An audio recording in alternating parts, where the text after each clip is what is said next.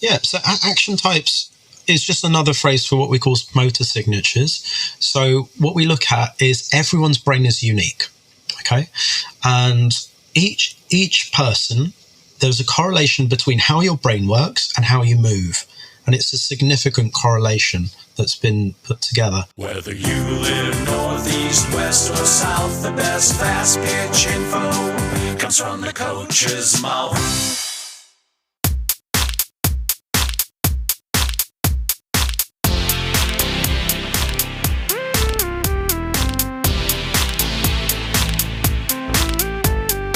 Welcome to the From the Coach's Mouth podcast with your hosts, Jay Bolden and Ken Kraus.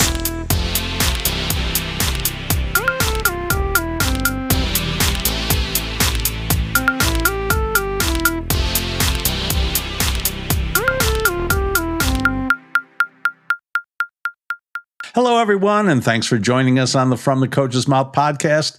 This is Ken Kraus. I'm here, as always, with my good buddy, Jay Bolden. Jay, how we doing this morning? I'm doing pretty good, Ken.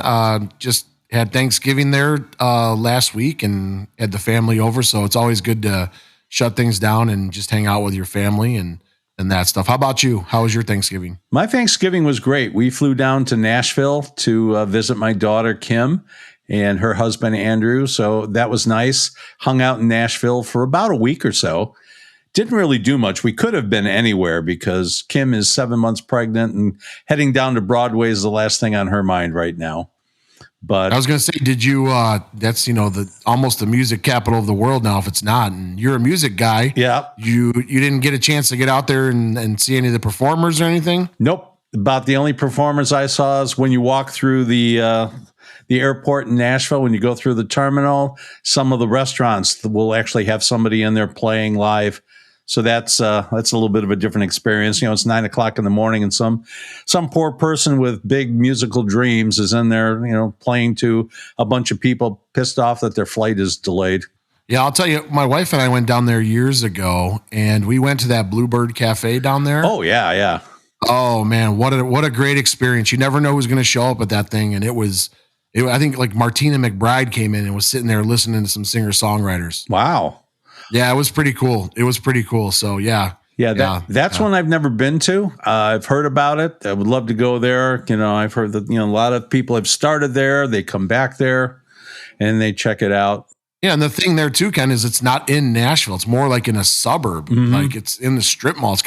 It's a cool thing, but I'm telling you, it was a great experience that we had there. It was worth the wait and the tickets and all that stuff for that. So well, that's cool. About the only musical things I did was I was changing strings on a couple of guitars for my son-in-law, and at one point we broke one of the bridge pins, which is probably the cheapest piece of hardware that's on a guitar.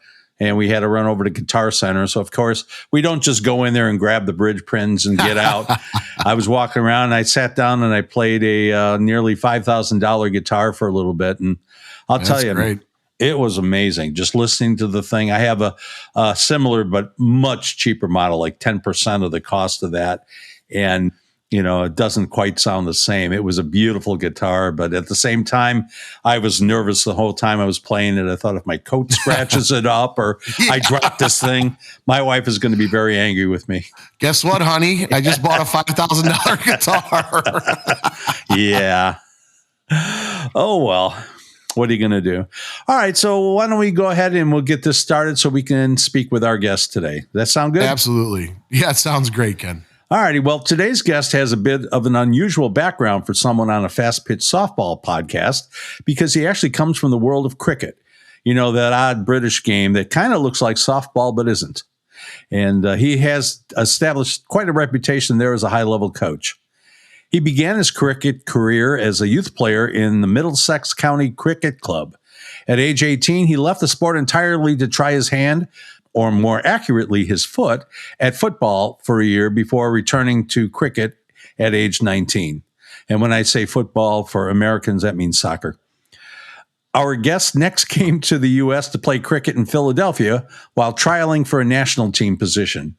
He later returned to the UK, playing for various teams while continuing to trial for national teams. At the age of 29, he began working toward a master's degree in biomechanics, and at age 30, he launched his cricket coaching career. That led him to working with his first international player. When that player said he felt strange making movements that came naturally to our guest, it launched his interest in figuring out why people move differently to accomplish the same tasks. After coaching for various clubs at different levels, while picking up his level 1 and level 2 ECB certifications, which we will learn a little bit more about later, our guest started his own Elite Cricket Performance Academy business in 2014. Then in 2017, he started the ECB Level 3 program.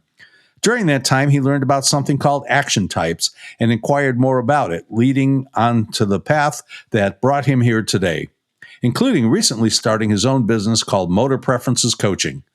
So to borrow from the movie My Cousin Vinny, our guest's experience is not in softball, but in general human movement knowledge. Ladies and gentlemen, please welcome Prashant Patel to the From the Coach's Mouth podcast. Brilliant. Thank you ever so much for having me, Ken and Jay. Hello. Welcome. Good to hear you. Both. Yes, we love the accent. It's one of the funny things that, Americans always listen to a British accent or UK accent, and no matter what you say, we add IQ points to it. You can say the dumbest thing, but if you say it with a British accent, then it sounds great. And by the same token, we have a phenomenon here so that if you speak with a Southern accent, or our buddy Sean Walker always talks about his West Virginia hillbilly accent, we automatically deduct IQ points no matter how brilliant what he's saying is. Yeah. Yes. So we're looking forward to some great insights today. That's brilliant. That actually just made me think. I went to Nashville and we were ordering something from a bar, and whenever I talked, the lady couldn't understand me. And she was like, she couldn't understand that I was speaking in English. So it was quite funny. And then my friend had to keep doing the ordering. Oh. Brilliant. All right. Well, speaking of the UK, I want to ask you, what part did you grow up in? Yeah, so West London. So I've always lived in London. So it's probably a few miles away from Heathrow Airport on the west side. So always sort of grown up here. Always actually stayed here. Travelled a lot around the world and only lived abroad in a couple of different places. So one was the States, but generally lived in the same sort of area. Okay. Well, that's fun. Can you explain a little bit about how athletics work in the UK and how it's different than in the US? Yeah, it's very different. So over here, depending on which sport you're really in, so say soccer, as you guys would call it, what happens is all the professional teams will try and scout all the children very early. I mean, even at 4 and 5 years old, where I don't think you can tell too much, but they apparently can. And they'll scout them, get them into their own environment, coach them, get the philosophy and all of that in. And actually, you're not even supposed to play school sports. So they'll take you out of school sports at that point because you are almost their property. So it's a very, very interesting thing that people can be that young and actually been taken out and told what to do.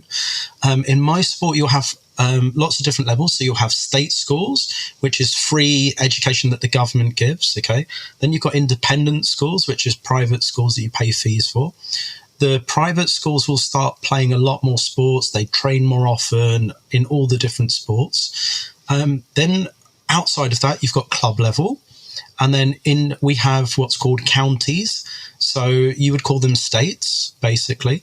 And within each of the states, what would happen is you'd have different grades. So you'd have your club level. And above that, we have like a borough level. There's about 8 boroughs just in Middlesex. And then above that, a regional district level, which then narrows down to 4 sections. And then you'd have the main county team sitting above it. And then above that, we have under 15s and under 17s, we have like the national stuff starts around there for talent ID. And it's different in different sports. But generally, depending on the sports and things you're looking to do, there's lots of different ways into playing at a pro grade. It's just different in each sport, though. Prashant, I want to ask you a question about your main sport is cricket, right? That's what you coach currently now, right? Yeah. So why did you decide to give cricket up and go into soccer? So it was a weird one. I entered a throwing competition and I actually blew my shoulder out. And it dislocated, but when they put it in, they didn't put it in correctly. So it kept popping out. And then, it took them ages to work out that was the case. So I moved into football. I knew a whole bunch of different people. So I got to trial at Aston Villa, which is one of the Premier League teams. We just won today, by the way. We're second in the league. Oh, nice. They were amazing. They looked after me quite well. And then probably, what was it? I'd been playing football for years as well, actually, at the same time. And then all of a sudden, we had a guy who'd coached us at youth level at our club. He passed away, probably the most influential guy that you could imagine. And they had like a memorial game. So they invited basically an all-star team of players that played for our club. They said, you're coming out of retirement. You've been selected to bat at the top. And I did really well. We faced a Delhi team. And did really well. So I got the most amount of runs in my team. And I thought, let's just give this a go again. Now, did that continue to affect you throughout your career? Yeah, it was really bad. So it would be, I could play a game and then I'd need 2 to 3 days trying to fix my shoulder back in and manage it. So it was a bit of a nightmare. Probably when I was so the reason why I did my master's was at that point, they'd actually realized it was dislocated. So they said, you're going to have surgery. It's the best thing to do. And I thought I might as well study some things, keep time passing.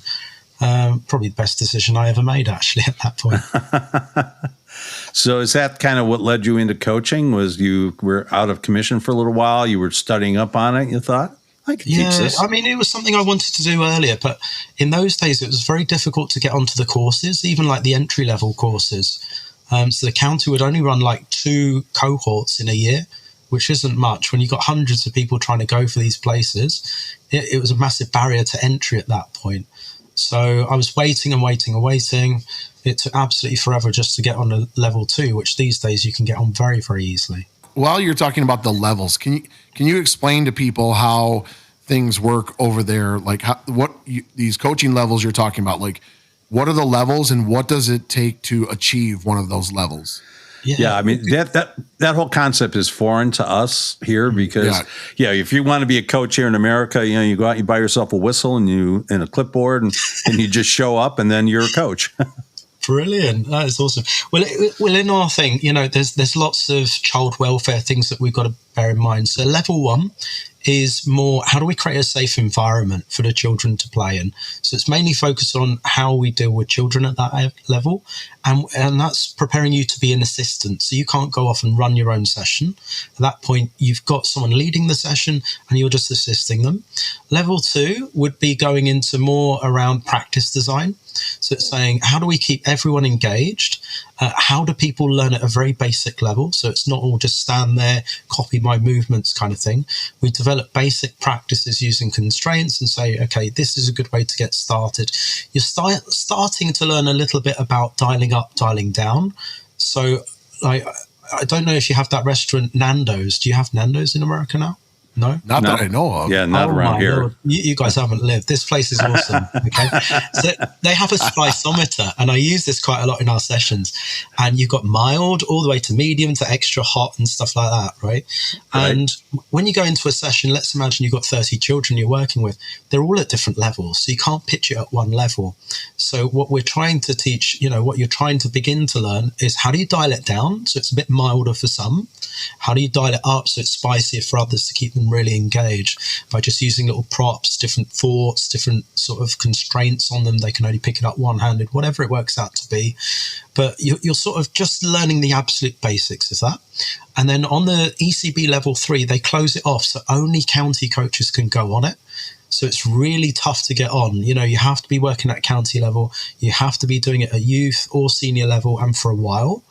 Then your county will nominate you. So they'll say, we think you're ready for this. Can you go off and do this course for us, and stuff like that. So if you imagine in the average year, when I did it, there was 1 cohort a year. Only 20 of us get to go on the course. So there's a massive sort of funnel to get onto this thing. Now they've opened it up so more people can get on it. So there's probably about 3 cohorts a year, which I think is a good thing.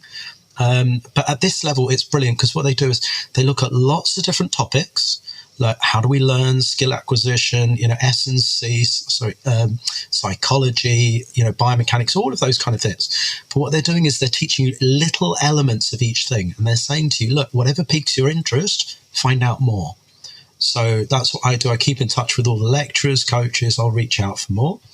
And then the final level is level 4. So, there's only 22 per year in the last 20 years that get on the level 4. So it's really difficult to get onto. And this, the level 3 was about a year to do that whole qualification with the assessment. Level 4 is 2.5 years. Wow. So it's really lengthy. You're doing all your courseworks, and right at the end, you do a massive presentation and piece on a player's development for a year. So you've got to plan that, adapt it, and adjust things. Hopefully they don't get injured, if you're lucky. So you go through that whole thing.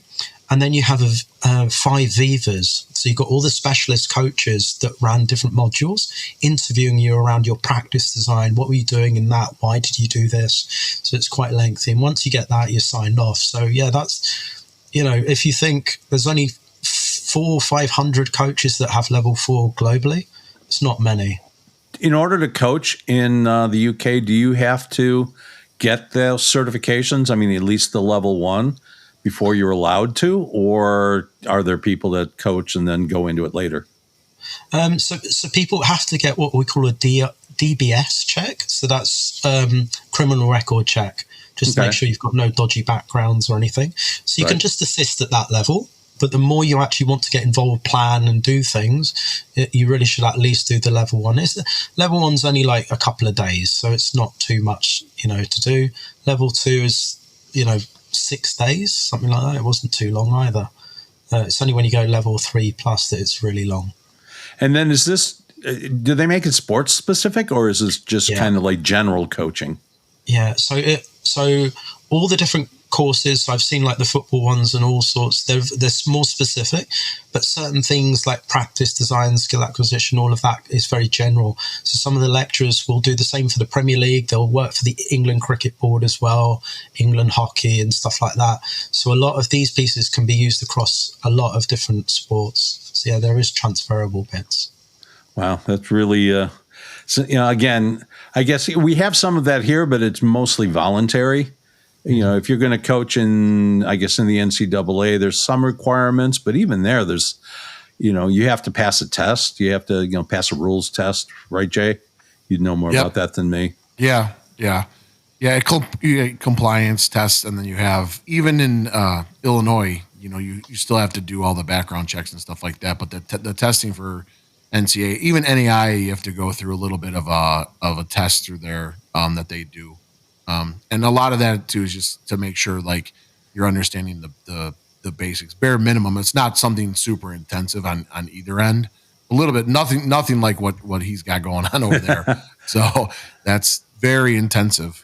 I think it's great because what it does is it opens your eyes to a lot of new things that you wouldn't have known before. So, even dial up, dial down sounds like a simple thing. When I started, I'd just do the same thing for everyone. Mm-hmm. And you can kind of see that person's energy levels are quite low. They're not being challenged. So the great bit is it gives you tools and insights. And the great bit from there is I go out and speak to people, Premier League football teams, rugby teams, all sorts. And you learn little bits from everyone. They're all teaching in different ways. And you can just take pieces of that back into your own work, which is great. Absolutely. Yeah. That's important too, because, as we're going to talk to you here about action types, we're going to understand not everybody moves the same way and not everybody responds to the same cues the same way. So yeah, that's great. With your level 3 coaching, would you, if you all of a sudden decided you want to go back into soccer or football and coach in that, is that transferable, or would you have to redo the course to be football specific? I'd still have to do all the football qualifications from scratch. Oh, wow. So, yeah, it's sad. Like, you can have a level 4, but it means nothing to them in their context. So, yeah, you'd have to start all over.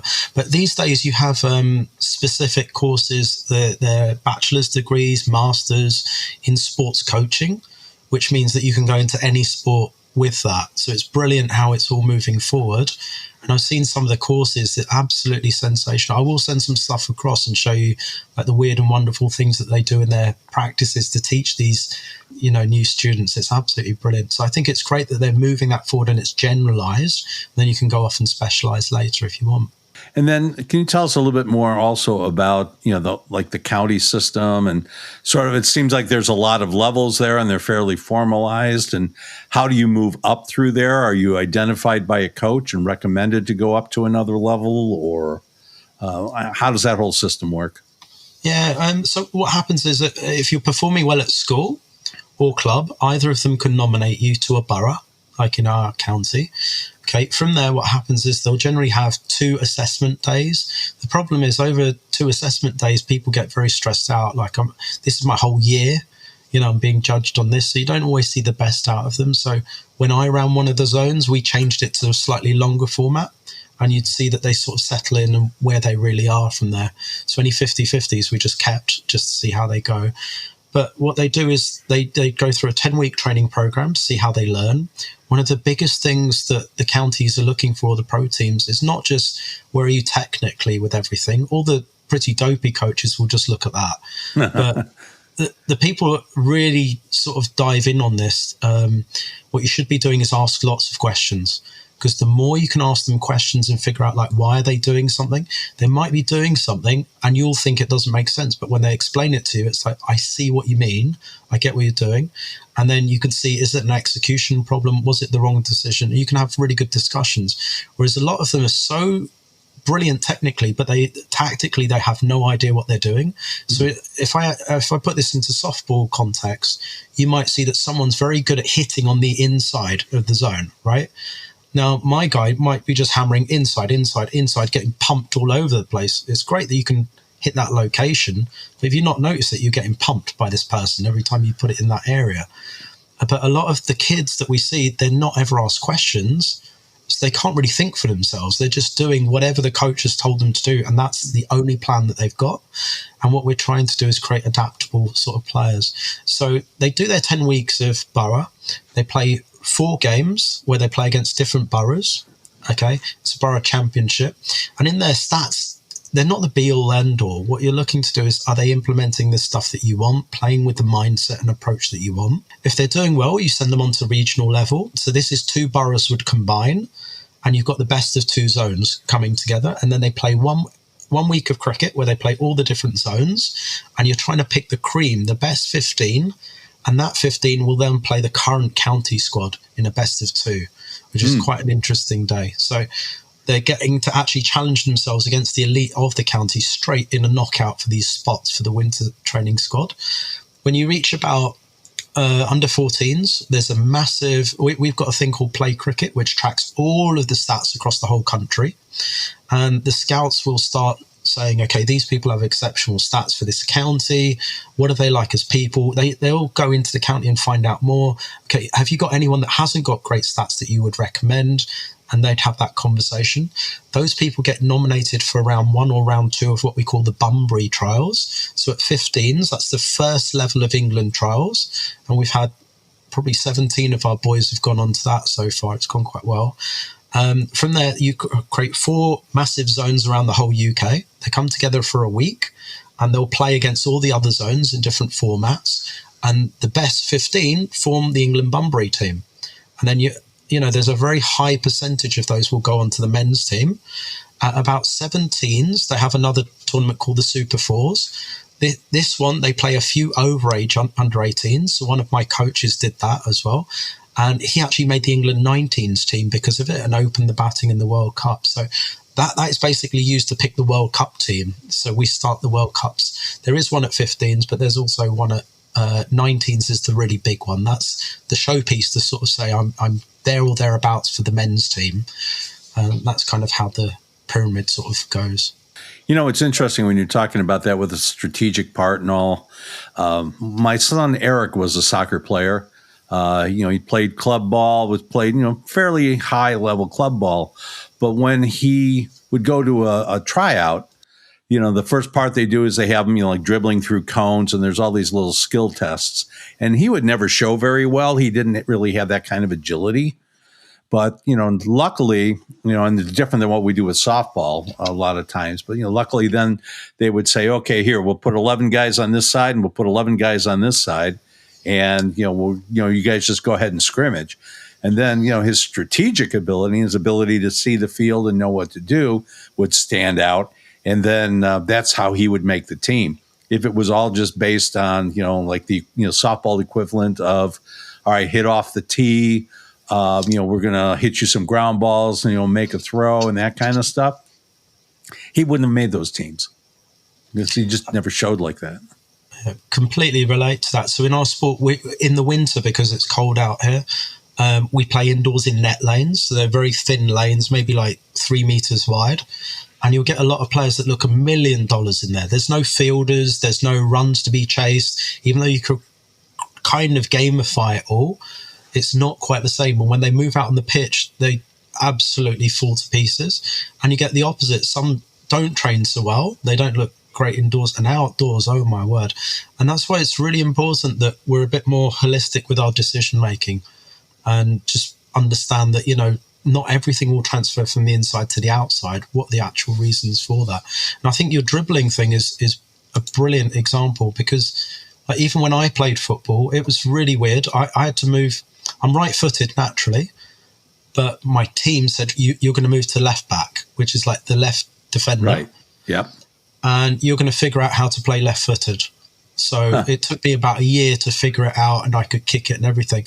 But what I found is when I had to dribble around cones down here, I had to get my head down, which is fine, and I could do all of that. But you're missing all the context of people coming at you. And then I found as I progressed down the pitch, because I'd always overlap the winger, I found it really difficult to beat people.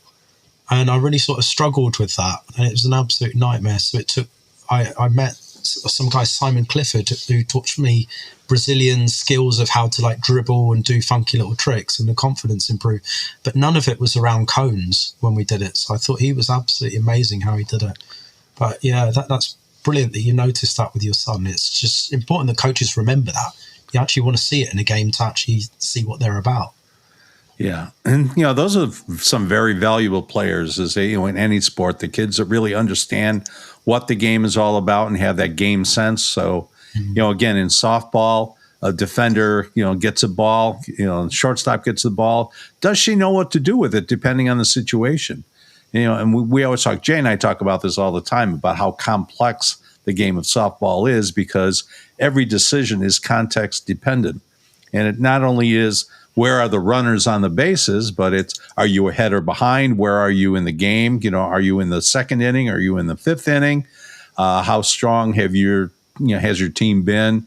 There's just so many things that go in there that make you decide, all right, do I throw to second? Do I throw to third? Do I throw to first? What do I want to do with the ball?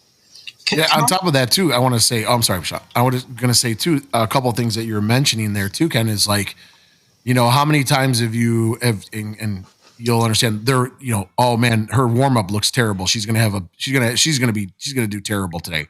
Then she goes out there and she's just on fire. Right. Or I always say that, oh man, she's killed all those cage bombs. Right. And then you go out there, a kid can't hit water if she fell out of a boat. Right.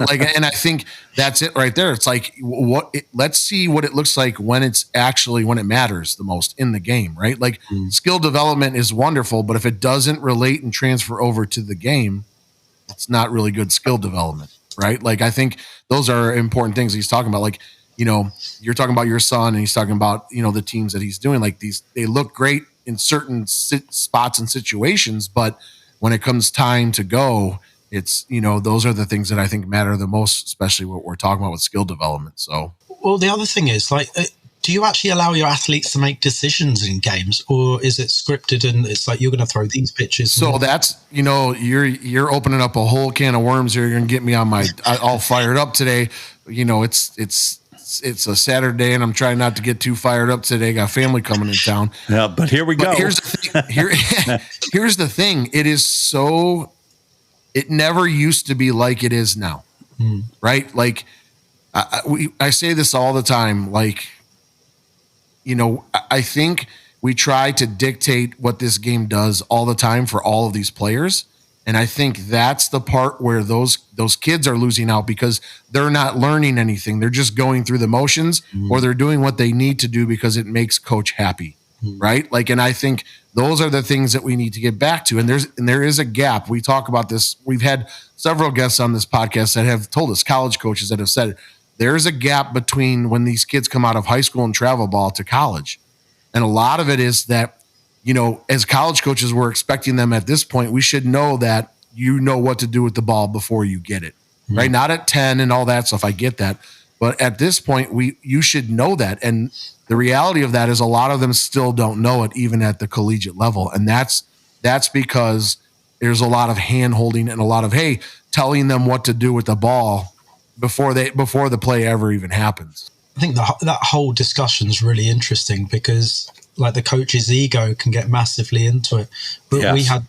we had, I remember our organisation, I run Middlesex Schools Cricket. We play against counties and national teams and all sorts. And we reached, we play tournaments every year. So there's like a 5-day tournament. You play cricket every day. And we reached the final. And it was our first final. So it was like a big deal. And we got the worst score. Like we got 69, which is really low. We were hoping to get 250. Oh. And yeah, so you could kind of see it wasn't great. And the other team was something like 30 for one person out. You get 10 outs and they'd only lost one. And the parents were all on my case saying, look, you've got to tell them do this, do this, do this. I was like, they're never going to learn if I do that. We'll have a little chat at the drinks break. And the chat was really about, we're going to win this. I can absolutely see them bricking themselves. And like, you should have seen like the whole team actually just believed it. And we bowled them out for 50 and won the final. And people were just like, how the hell did that happen? But all of them were really pumped. They're like, we are not going to give an inch on this. And I think sometimes we've got to understand that, you know, an under 13s, whatever club game, whatever it is, I don't keep any of the trophies I ever won as a kid. And as a kid, our club, we lost 2 matches from the age of 9 to 17. Wow. All the trophies, I don't keep any of them. I've only got my national champions trophy. That's the only one I kept. All the rest, I can't even remember those. But like all the learning experiences, you can remember those and the coaches that touched you and things like that. So I think at some point people have to remember if the bigger picture is we need to get them ready for college ball, like can we actually help them get prepared for that so they stand out in year one? Surely that's our job at a younger age group. And you'd be surprised at what 10-year-olds can do. I've had my own like 10-year-old teams running themselves. We have fielding captains that make sure everyone's in the right place. They do it all themselves. I can just sit back and watch. If they make a bad decision, they make one. We'll discuss it later. But I don't think winning and losing at those age groups is that big a deal, to be honest. Totally agree. Jay and I we talk agree about with you that. 100%. Yeah. Yes. Talk about it all the time is that, you know, if you're coaching a 10U team and your number one goal is to win as many games as possible, you know, no matter what it takes to do that, you're doing the wrong thing. You shouldn't be coaching. Or you should be coaching at an older level where that actually does matter. But, you know, it's about development. Get those kids in the game, give them an opportunity to experience it, give them an opportunity to learn. You know, they're going to make mistakes. They're kids. You know, we still make mistakes as adults, and that's how you learn. You know, you as a coach, you make a bad decision, and you say, okay, well, I remember now not to do that again. But I think the other important bit is, like, we always have at the end of a game a review where it's lots of questions asking the kids, you know, what happened there? What was the thought process? How did it go? What are we going to do differently next time? And that bit of the whole reflecting is amazing. Have you ever heard of Paddy Upton? No. Oh, man. Paddy Upton is like my hero. He's a guy from South Africa. He does a lot around the mental side of the game, and he talks about the learning cycle. So he's like, half of it is doing, that's practice and play. Half of it is thinking, which is analyzing, planning and preparing. And what he's saying is a lot of the thinking is done by the coach. And what we're only allowing them to do is the doing. And because of that, we're not allowing them to actually go through the whole circle and develop as people. But I'll send some videos over later. Just see what you think at some point. Yeah, that'd be great. One of the things we wanted to talk to you about today was action types. It sounds like your first exposure to that was when you were working on your level 3 certification. So when you first saw it, what did you think? Did it sound like, you know, oh, that's brilliant, I really like that? Or, wow, this sounds like voodoo? I think what it is before that, I reached out to England. So I don't know, I'm the kind of guy that will do this. I just went to the head of the England Cricket Board and said, I've heard that you teach this, send me whatever you got. Weirdly, he actually replied. I didn't expect him to, but he did. He sent me 2 of the most complicated PDFs. So I was looking at it going, I have no clue what this is about. It made no sense to me. So there was a football one and a cricket one. And then we went on to this module, and Gordon Lord, bless him, absolutely lovely guy. He took it over so he was the head of coach education for England, and then he moved into rugby and all sorts. When he did it, he made it a complete magic show. And I think that was the problem. So we all went in there and, he meant well, but he was like, think of blue, think of red, breathe in, breathe out, wait forward, wait back. And by the time we'd done an hour and a half of all these random tests. And then we're like, okay, what? Like, what do we do with this? Like, do I need to put a blue thing at the end of my handle and focus on this blue thing? Like, it just made no sense whatsoever. But the interesting bit is that whole session, we recorded it ourselves because I was trying to work out, like, what is this? And when we actually look back later, right at the end, Gordon said, you guys, we're going to split you off into 4 groups. So it was the motor families he was talking about then. I'll go through that later. And then he started saying, right, you guys think like this, you'll behave like this. And then we all went to the bar after, and I was like, do you think that sounds like you? They were like, no. And every one of the cohort in 22 was like, I think he was just talking rubbish. Like, I don't understand what was going on. That made no sense. That's not me as a person. But when we looked back at the videos, we were all in what we call small loop. Our posture had changed and everything. So that's our learning loop, which actually is expected. But it's so alien to what we normally are. So everything he was saying was the opposite of what we really were, which was fascinating. So I think, almost trial by error, we ended up learning something, but didn't really understand what we were learning. So after that, I reached out to Bertrand, and he is a nightmare to get hold of. And who is Bertrand? Oh, Bertrand Thurlow. So him and Ralph Hippolyte, so I'm off to meet Ralph next week. They co-created action types. So that's motor signatures and motor preferences. So these two started that in about 1989. They're both elite level volleyball coaches. So Bertrand was the Swiss men's coach, and he did coach education for the Swiss board and does it in France as well, at a thing called INSAP. And then Ralph was the French women's coach. So ironically, he was coaching Bertrand's to-be wife. And that's how they kind of met, through these. But they're very interesting personalities because they kind of complement each other, and they came up with lots of different ideas and things. So I managed to get hold of Bertrand and said, look, what are you doing? Is there a course? And then I managed to get on this course. And, it's supposed to be 7-hour days. And there was 3 of us on it. I don't know why he agreed to do it with just 3 of us, but he did. And we were doing 11 to 13 hours a day with him. Wow. And we did 6 days of this. And, he'd be up at the bar and we're doing stuff at the bar. We're at the breakfast, doing stuff. He was like, you guys really don't give me a break. But we were dribbling. It was hilarious. We had like a football. We were dribbling through corridors and people were like, who are these weirdos going around the hotel just throwing things? And also, we were doing mad things like basketball. How does it? We had every question there was. But I think the great thing is when I went on the course, it then brought, how it all worked together. And whereas when I did it on the level 3, all we were doing is just seeing little tests, but we weren't even taught how to do that properly. So it wasn't really working. But here he was teaching us how to do things in a more structured way. And then how does it look in your own context as well? So what exactly is action types? I mean, what is it, what does it involve? Yeah, so action types is just another phrase for what we call motor signatures. So what we look at is everyone's brain is unique.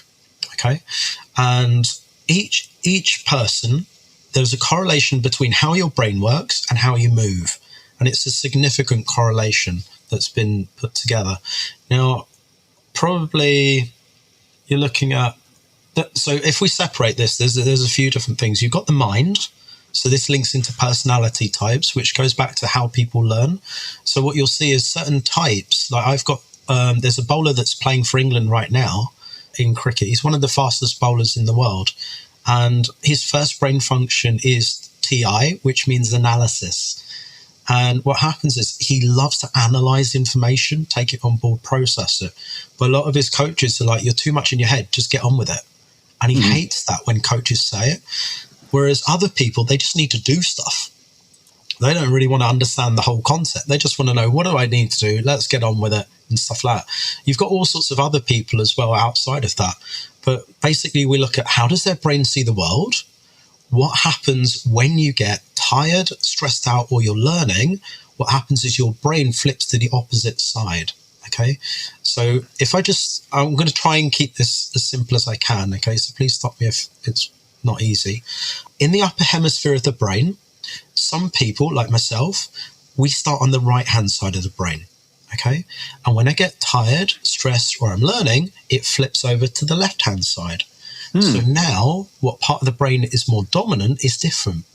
So I think differently, I speak differently, I move differently. So if you imagine, if you were walking with a very heavy bag, like a suitcase with wheels, and you're rushing across the airport, you might notice that your palm faces forward. And after a while, you're getting a bit tired. Without you realizing, the palm faces the other way. It's using a different set of muscle chains. You don't want to be late. You keep going. In fact, your running pattern changes as well, and you won't even realize it. So your pelvis tilts forward or back, and it makes an adjustment, and you now use a different style of movement to continue what you're doing. So, but that happens because of the change in the brain. And then what you'll see is we have 4 main motor families. Okay. Oh, sorry. Brains can also work front to back to front, or right to left, left to right. They're complementary. Okay. You have 4 motor skills, and one is rhythmical. Okay. One is conceptual. These 2 are walking top people, which I'll go through in a bit.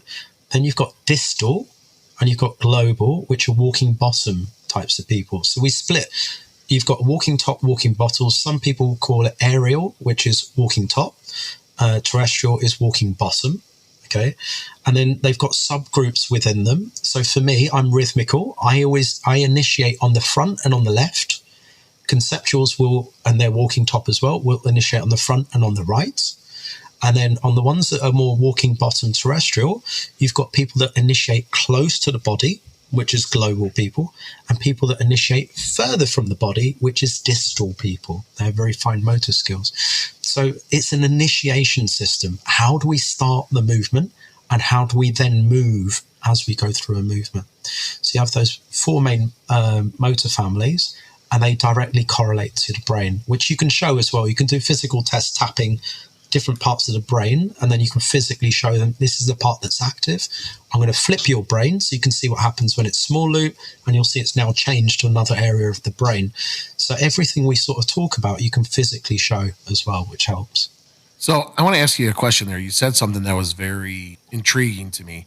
You said sometimes when you're stressed out, you'll switch to the other side of the brain, correct?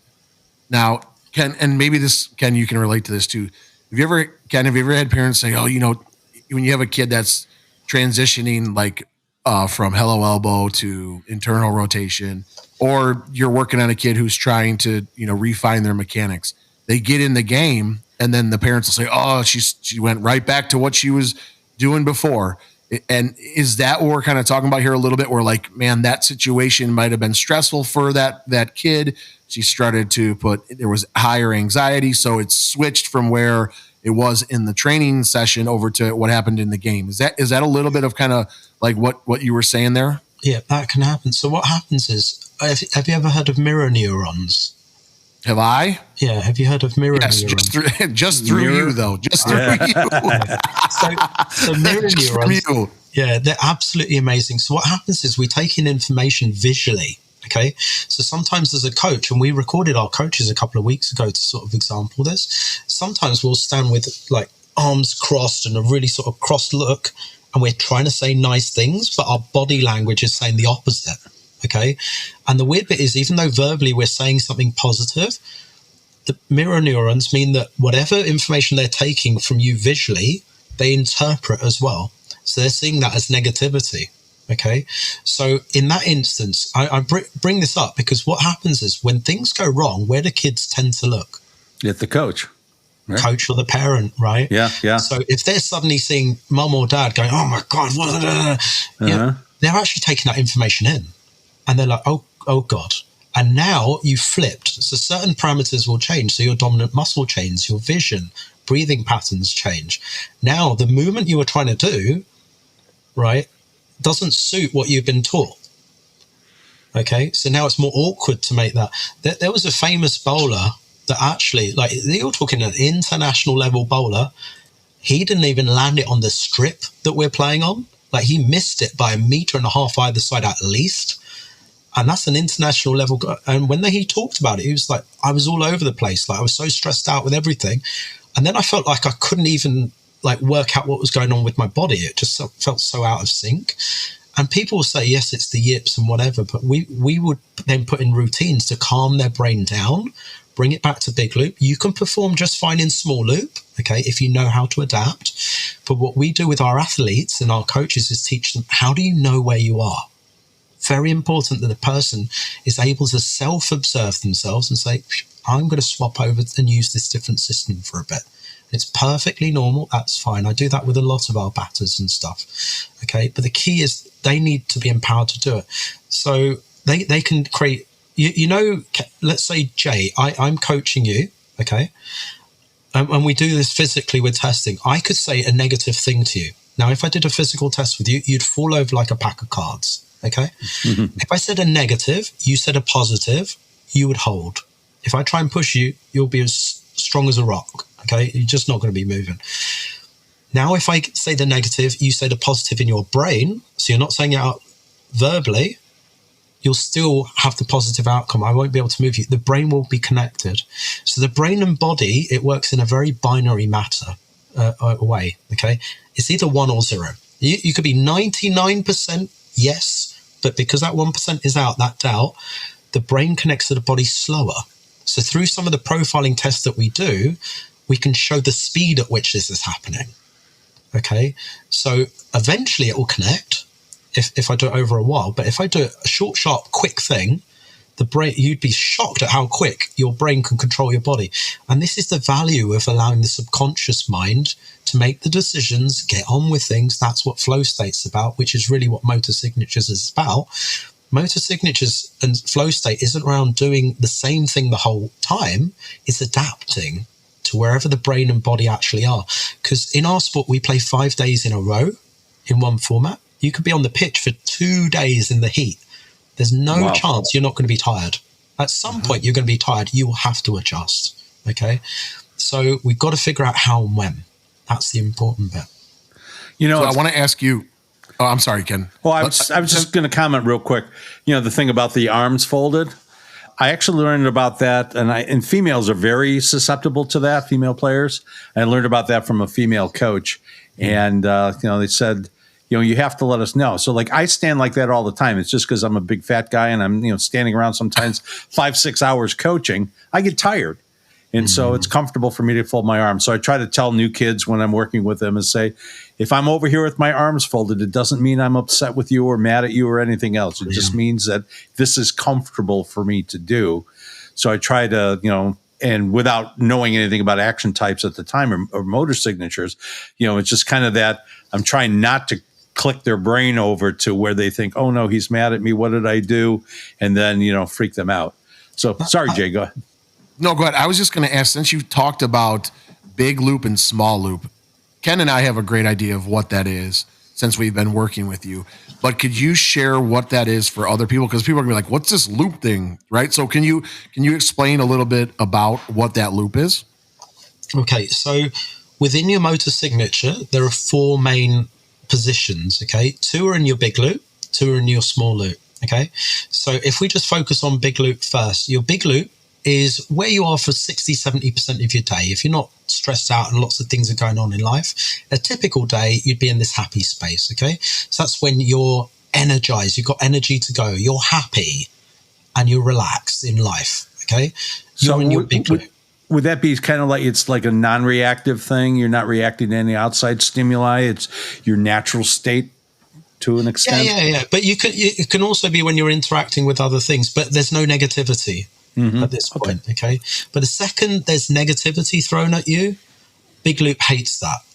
So it will start thinking, I need to go to small loop at that point and deal with this problem, okay? So it needs a different part of the brain to deal with this point.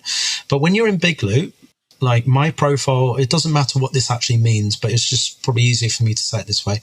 My profile is R1, So when I come in, I'll have certain traits. So I'm walking top, I lean forward. My right shoulder leads, I initiate off my left side, and my motor eye is my left eye, okay? When I go round in my big loop, there's a second point in there, which is R4. The only difference there is my eye changes. That's a change of energy. Okay. So when I'm talking to someone, I'm actually watching their body language when they're talking to me. And if their posture from neck down is the same and the nose flicks, because very rarely does the nose point exactly at you. They'll normally look at you with one eye or the other, and very extremely, some are fish eye, and they'll look at you out of one eye right out the side. But if you watch them carefully, they'll look at you with one eye. So right now I'm probably more left. Okay. If you suddenly notice that the nose flicks, they're confused.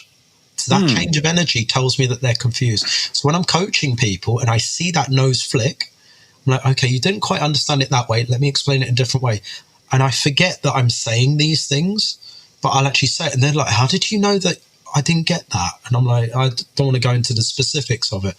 But every time that will be the case. So if you're really watching people, you can read them very quick.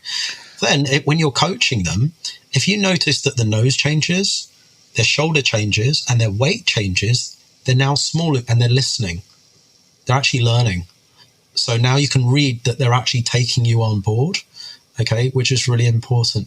I had this in India. So we worked with an academy out there, and the coach was telling me off about the players the whole time. He was like, your players don't do this and don't do that.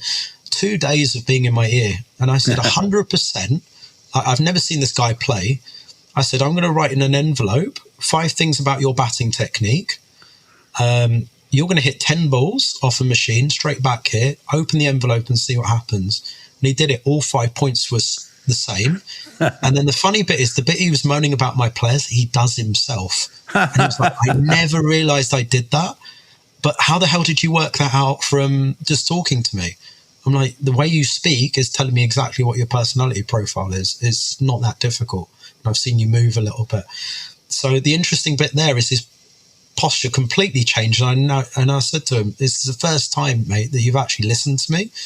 And then, you've been busy telling me stuff. So you'll suddenly begin to read people. And if you just, do that with your spouse, have a little look, what do you notice? Which eye do they look at you from when they're relaxed? When they're stressed out and a bit upset, do you notice any changes? You will see it.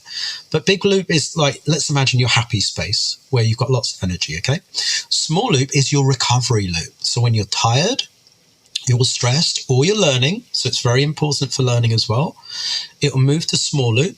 And the great bit about small loop is it doesn't care about negatives. So if I am coaching and I get some parents that really, I know that this is going to be a tough conversation and I know that they're going to give me an earful, I flick to small loop and I'll have the conversation with them. And mainly it's me just listening. And then I'll say, you know what, I'm going to come back to you later. So I just need a bit of time to process it, because if I took that in big loop right now, you're going to get 5 shots fired back at you and it's going to be a bloodbath in there.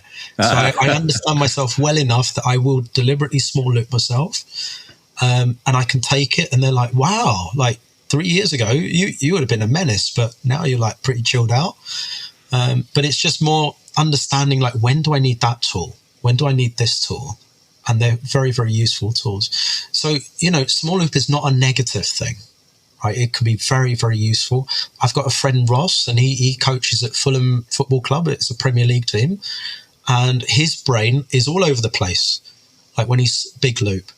And when he writes session plans, he flips the small loop, gets it done in 15 minutes instead of an hour and a bit, and then goes off and enjoys himself. So he will deliberately go small loop, where he's more analytical, structured with what he does. Get it done. That's done. Let's go out and party now and enjoy ourselves. So people actively flip depending. And there's a fantastic thing. When I meet you, Ken, I'll show you something really interesting. I'll get you to talk about a story in 4 different postures. And when you listen back to the language you use in each of the postures, it'll be different languages.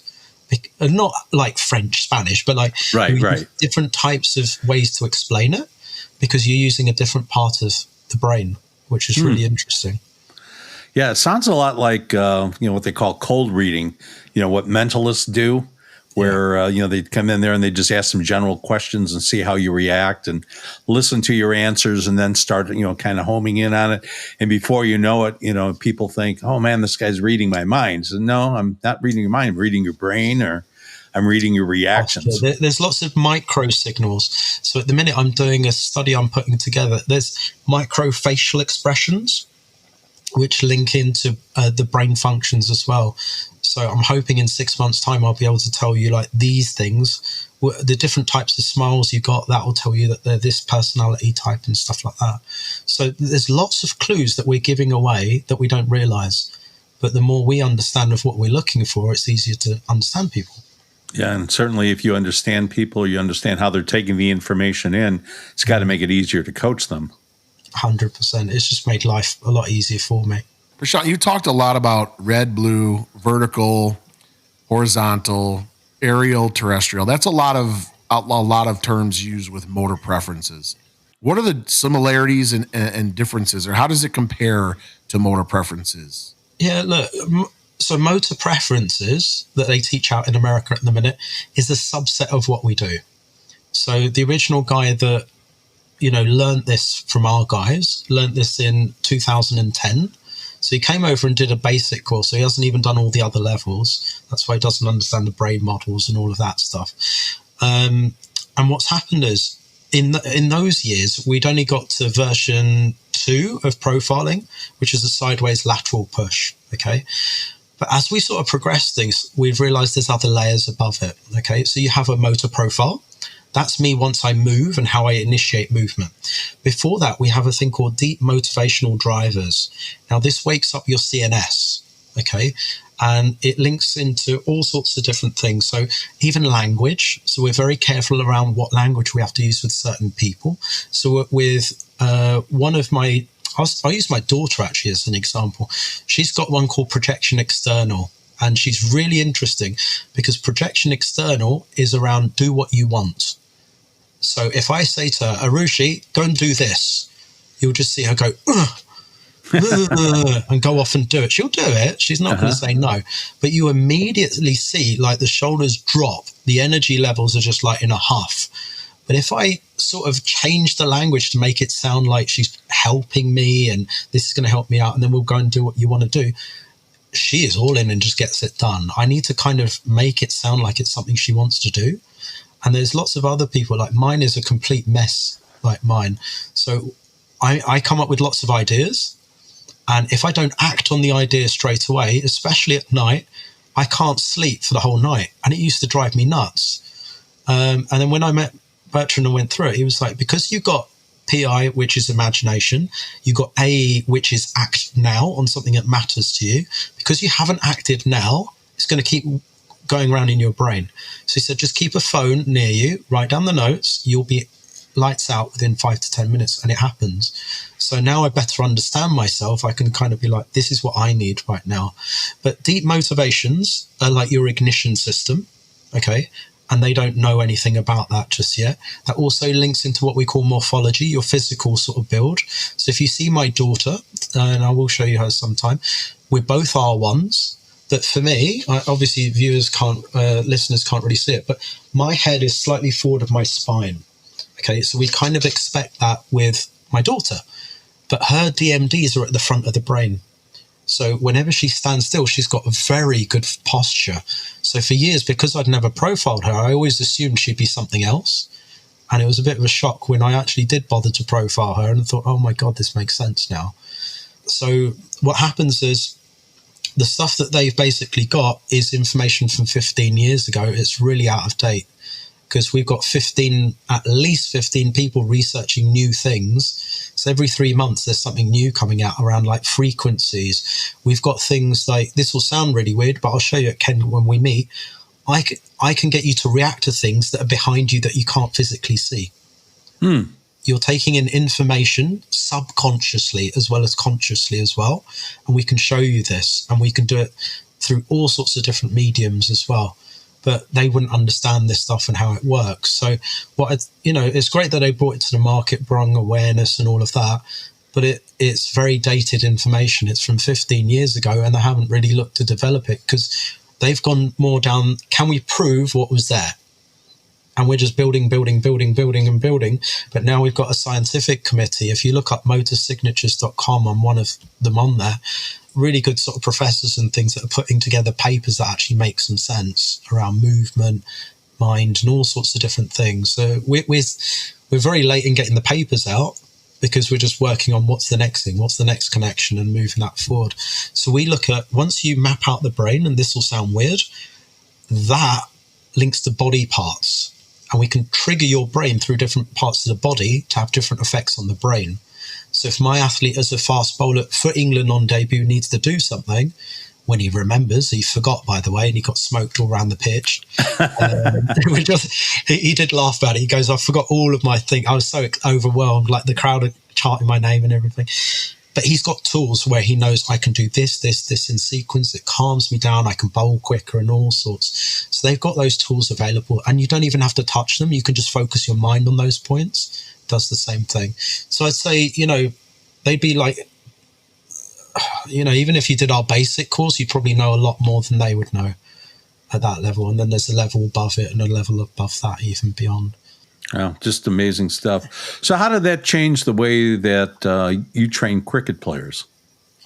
This is really interesting. So when I first learned this and applied it to cricket, because not many people had done it, and all the people that learned it at the ECB weren't sharing, they were like, this is my edge, so I'm not going to talk to you about it. So I was just experimenting with every kid that there possibly is. In that phase, I went through, right, Ken might be a C2. Let's only train like a C2.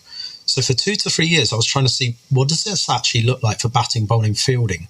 Once I figured it out over 3 years, I thought, hang on a minute, here's a better way to learn. I'm going to let you experience all the different options, and you're all going to come back to me and tell me which option you actually like. And we'd put it up on a whiteboard, and the kids would be like, and it was great because the kids, when we're having the discussion, they're like, you like that? But I really like that. That stunk for me. And it brought this amazing awareness that we're actually different to each other. So these days, like if I meet a professional, they're very much like, I just need to know, like get on with it. Like, what's my profile? Just do it. But with the kids, it's more flexibility. So we can explore narrow vision versus broad vision, going from one to the other and stuff. And they're like, oh my God, I can't see that. Like this feels really difficult for me and stuff like that. So it's brilliant. So what I now move towards with the children is more experience everything. And then let's dial in a little bit more towards what you're doing. What you'll see is don't judge everyone from what you see with your eyes. Okay, so what happens, I think looking at videos of people in America, the youth in America versus England, our kids can't move. So what we'd expect from someone that's walking bottom is they'd be able to do a deeper squat. But when they go to field a ball, you'll see their hips are up, pretty straight legs. They hinge from the hips and still pick it up like a walking top would. So I can't just say you must be walking top. I need to know more than that about them. Can you physically move into the range that we expect you to? And then we've got to work with the S&Cs to make sure that they're able to reach those ranges and things like that. So yeah, I've definitely changed how I coach, and depending on the person and how quickly they need to implement it, we can either take a bit of time, let them explore, or just go, oh, this is you, I'll flip you to small loop, this is you. There are 2 more positions, but you're very rarely in those, so I don't really focus on them too much. I just say there are some other things where it goes a bit haywire, but let's focus on keeping you in one of these 2, because that's plenty to keep you going. So then also, is like you said about the deep squat to field and, or being more, in that walking top sort of position, is some of that just, it's past training? Maybe you have someone who's a walking bottom, but they were trained by a walking top, and the walking top said, do it this way because that's what worked for me. 100%. So if you look at videos of batters in the 1970s, 80s, 90s, probably 99% were all walking top batting styles, very narrow feet, belly and knee flexion. There's almost a selection bias because in our technical model, that looked better than someone with a wide stance with a more knee flexion. They just thought that looks ugly. That doesn't work. So they're all wiped out. But these days, it's more around what's effective. So we're generally looking at what's effective, then what's their limiting factor from there. So these days, if you look at the England team now, you've got a wide variety of movement patterns. And even so, I've just started with the Indian Cricket Board, which is the largest board. Even there, they're starting to get differences. When I speak to the coaches, they'll say, I don't like it. It's working. It kind of bugs me that it's working, because that shouldn't work. But it's now educating people on, okay, this is why it's working. Don't worry about him. Just help him in the way that you best can. So don't think that you need to fix this thing right now. If you need any help, just give me a shout. No, I was going to ask about the psychological profile. So finish what you were doing there, and then we'll get into that. I just want people to understand how that the brain and the movement is connected here, and that's what we're really focusing on the most. But go ahead. Yeah. That's the psychological side's massive, because not only do you begin to understand people a little bit more. Okay, so as a very basic rule, anyone that's a one profile, so whether they're rhythmical, distal, conceptual, global, if they're a number one profile, they hate to be told off. Okay, so the way I speak to these guys is like, okay, that didn't quite work so well. What are we going to do next time? So it's always, what are we going to move on to? It's not like, that was crap. What the hell were you doing? They will not like you at all if they do that. And then number 4, to show you a different extreme, I was just meeting some of the British top 10 tennis players. And number 4, one of them was, they're very stubborn to change. And I've seen, there's one that's playing for England A right now. When we had to coach him as a child, absolute pain. When you said, here's something for us to explore, do you want to give it a go? No, I'm good, mate. It's like, no, this might take your game to another level. No, I'm good. So instead, with these guys, I just ramp up the training. So I know that the thing I'm going to expose is I'm going to break his toes with this ball. I'll get the bowling machine on, put it 5 miles an hour quicker than he needs, get it to curve in and break his toes. And it sounds like a vicious way to do it, but once he feels a bit of pain or struggle, he'll then come to me and say, what's the fix, mate? Let's have a conversation. So I'm not saying you literally have to break someone's toes. That's a bit over the top, but you need to ramp it up where it becomes a serious challenge. And then so expose the problem, then they will come to you for the solution. Don't go in saying, when you face 5 miles an hour extra, you're going to struggle with this technique. They're not ready for that conversation. So you need to expose it and do that. So what you'll see with different people is they need that practice designed in a different way to get the message across. Some people really want to understand the thing. Some people need to experience the thing, right? There's all sorts of different types of people. Some people, if I say to them, let's do this, they'll look into the past and like, what was successful? So I might say, in a constraint, I only want you to access this area of the pitch when you're batting, okay? And they'll just go to their typical shot that goes in there. That's it. And the other kids are very flamboyant. They might not get it in, but they're trying something new to try and get it in that gap. They're a bit more adventurous. Walking top people tend to be a little bit more adventurous. Walking bottom, a little bit more conservative about things, but that's a bit of a generalization. You can get different types in there as well, depending on the brain model. So what you'll see is like, how will they receive the information? How are they likely to interpret it is what you're working out through your brain models. And then what we do at a better level is we work out, right, this is me. This is how my brain functions. This is them. How are we actually going to make the connection? Which brain functions are quite high up in the system that we're going to connect on first? And then we'll build from there. So there's an amazing guy, Paul Smit, who's one of my mentors from Holland. His son's just he plays for Netherlands handball team, like really good grade. And Paul said to me, whenever you profile, so you've probably profiled loads more than anyone else has. He said, if you really want to get a really good profile of someone, get to know them first. And I thought that was really good advice. So now, whenever I meet pros, we do a thing called a walk and talk. So we'll meet up, go for a walk in the park and the woods, and just get to know each other. And then we'll agree to meet up another time. Because what happens is, let's imagine I'm going to profile Ken. Now, fingers crossed this isn't happening, but this is a bit of an exaggeration. I don't know that he's going through a divorce right now, okay? And his mind could be all over the place at this point. And I'm like, I'm going to suck your profile out like a vampire, right? Let's profile you.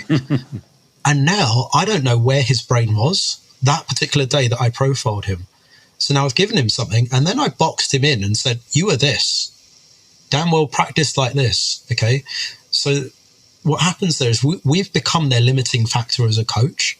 So it's really important to actually find out, like, where are they in their life? Is everything good? I met a lady from Holland. She came to meet us on one of the courses, and we did her profile. She came up as a G2. My boss at one of my companies I work at, he's a G2. So we flipped his brain, put them back to back. If you got the opposite profiles, they both become useless. So she was useless at this point. And it was hilarious. We were doing our thing. And then she said, by the way, at the end of the course, I'm not a G2. I'm 100% not a G2. I'll see you in a month, and I think it will change. And she came back, and she was a D2, which is her mobile point had changed, right? It's a massive change, that. We're like, what happened there? And she was like, I didn't know you guys well enough to actually share this, but my mum had just passed away. So I was really sort of stressed out by it and all of this. And can you imagine, we would have sent her out with the wrong profile. Right? But the good thing is we were going to see her again, and we could actually go through that whole process. But the amazing thing, and this will sound weird, you can regress people. So like before an operation, you could see like where were they then, or any point in history, your brain is actually remembering where you actually were. And you can use all of these things for different therapies and stuff like that. So it's quite amazing what you can do with it. But going back to the learning thing, you'll just understand more around how they learn, how they're going to take that information in better. So we can set up different groups that are learning slightly differently across the whole and get them to hopefully maximize their learning. So then when you do the profile of someone, will it basically stay the same? Or, I mean, I understand that day to day it can have some differences depending on whether they're stressed out or things like that. But is there a way to kind of lock in on who they are at their core? Yeah. So what we do is you'll actually self-reflect. So what happens is, imagine I've done Ken's profile. I'll give you a chart so you can monitor yourself, checking a few parameters over a course of 10 to 12 days. And it's really important everyone does that, because what happens is you begin to get that self-awareness. And what you'll see is over time, some days it's neither the big loop one or the small loop one, it's a mixture. And then you're probably in your third or fourth system. So like that lady that I mentioned from Holland, she was in her third system at that particular point. So you'll have 4. We don't know which one you're in on the day that you profile, right? That's why we need you to go back and say, you know what, this matches up. It should match up at least 70% of the time. And if it's not, let's just reprofile it and see what's going on and stuff like that. So it's really important that you know and understand people. There are certain teams over here that will say, Prash, come in, profile 50 people in a day. I can do that, but it's very hard to understand everything about every single person. You're probably not going to get the right outcome that you're looking for doing that. So you have to sort of educate that across them. So we know now that you're able to formally teach action types, and that you've started a business around it. So what's the plan with action types? Are you bringing it to North America? And if so, will the training become available to people? To me, the addition of knowing what the brain is doing is something that really has me intrigued, and I really want to dig into this a little bit more. Same here. And learn. It's just, and it makes a lot of sense from some of the kids that I have after going through motor preferences with some of the profiles that I've had them in, and they don't match up. It just doesn't. And then understanding where the brain is, how that can affect this, and how we can be in this big loop or small loop, I think is something I really want to get into, because I feel like that can help, especially on the mental side of the game too, with these athletes. So is there a plan for you to come to over here and start getting some training for people to learn into this? Give us a little idea, and where people can get information about action types too. Yeah, so there's a few different sites. So I've started my own company, which is motorpreferencescoaches.com.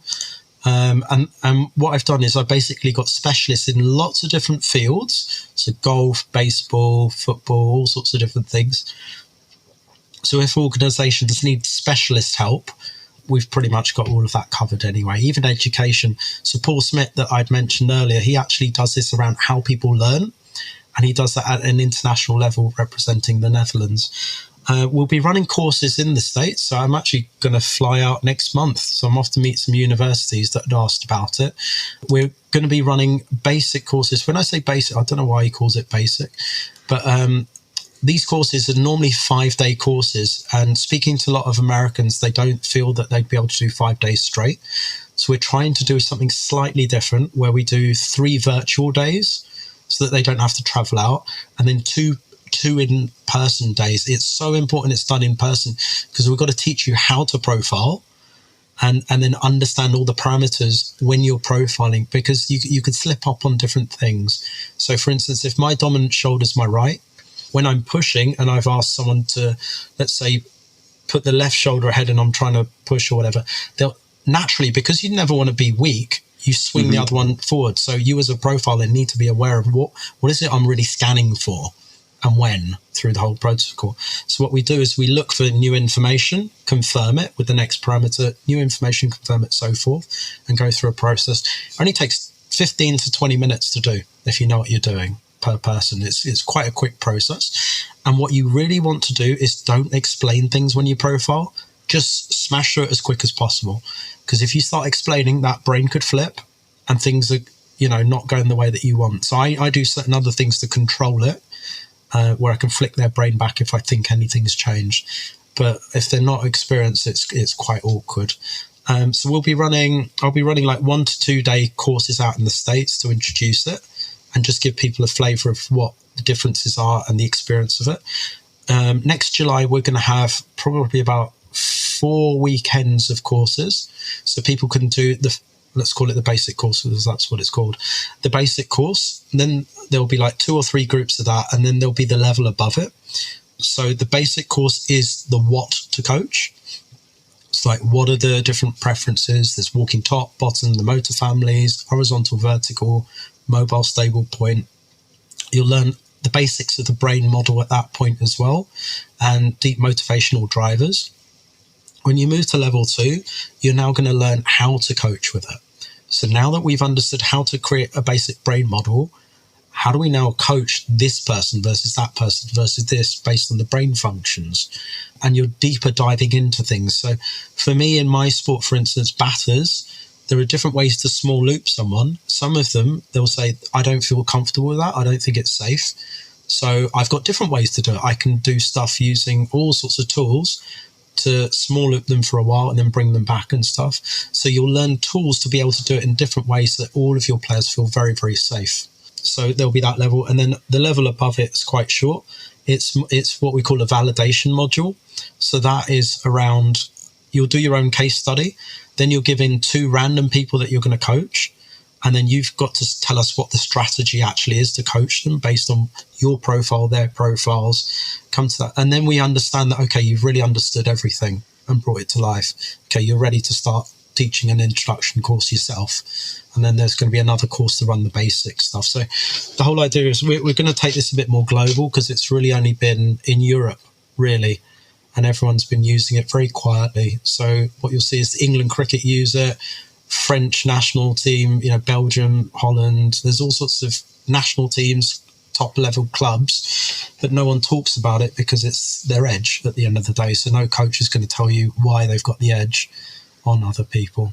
Yeah, it's interesting. I'm really looking forward to getting into that. I have a girl, you were talking about this before. I mean, in the cage, in warm-ups even, she is just lights out. Soon as you put her out on the pitching rubber in a game, she seems to be falling apart. And there's, got to be something that's just flipping. There's a switch that's flipping in her brain that's not letting her perform at the level she's capable of. So I'm really looking forward to learning some things that might be able to help her get back into her, I guess, her big loop and be able to perform the way that I know she can.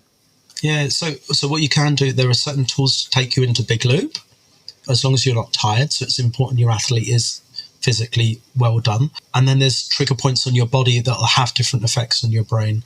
So your first 2 trigger points energize your whole system. So, if you want to, I've had kids push a car. A 13-year-old can push a car in neutral. So we would teach them how to do that because he had some confidence issues and stuff. But if you do certain things in certain sequences, that can happen. And then trigger points, there's one to calm yourself. There's one that stress relieves. There's one that takes you to small loop because you might want to go there for a specific reason. And then there's backup systems if you want. There's a motor skill, which is your fourth one, which is around creativity.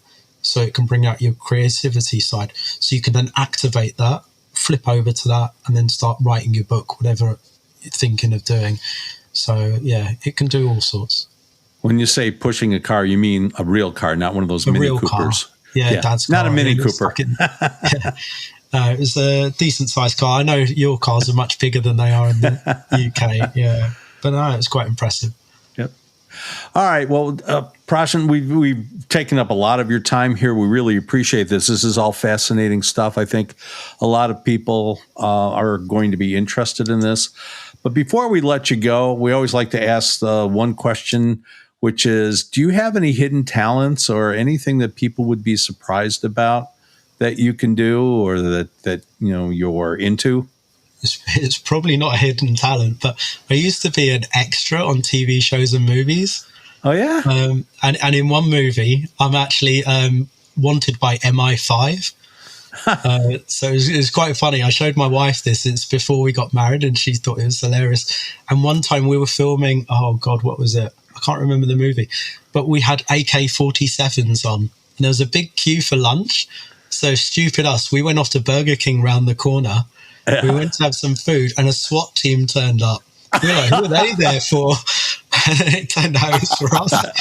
And then we had to explain, no, we're on the movie set there. They were like, you're so stupid. What are you doing out here with these guns? They look realistic and stuff. So that was quite funny. But yeah, I loved it. That was brilliant. You get to meet amazing like movie stars and stuff. They're so lovely. So yeah. Oh, that's great. That's fun. Do you remember the names of any of the movies? We can look for you in the background. Yeah. So what the one where I was wanted by MI5 was Brits. That was quite good. Yeah. So I was in Bourne Ultimatum, I think it was as well. It was Prince of Persia, I think it was number 2. There was Harry Potter. I don't know which one. It was different scenes and things. Yeah. So yeah, a whole bunch, and you get to meet people. I even got on, I don't think you'd know this TV show, EastEnders. And it's very popular over here. And when I went on there, the extras wouldn't talk to me. They were like, oh, he's the new kid. One of the main stars, I didn't really watch the show. She was like, oh, just come with me. Took me around the set, met all the stars. Oh, nice. And then, so everyone knew me, and all of those guys were really jealous. They were like, who's this Muppet that knows everyone? Like, I'll just chat to anyone. So I ended up just meeting loads of people. Yeah. And I've got, I'll have to show you it sometime. I've got a signed guitar from Eminem, which is cool. Nice. Yeah. So I used to work at concerts. So I've met loads of people there as well. Britney Spears and all sorts of people, Linkin Park. Wow. So, yeah.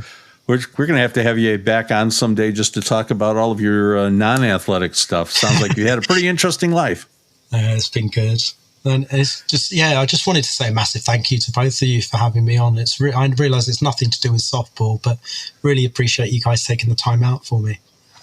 Yeah, but it has a lot to do with coaching, and that's what this is about. It's not about just softball. It's about helping all coaches. Mm-hmm. You know, that's the goal of our message here with our podcast. So if we can help somebody be a better coach, that's what this is all about. Mm-hmm. Yep. So thanks for sharing those insights. We appreciate your time today. Yeah, for sure. Thanks, guys.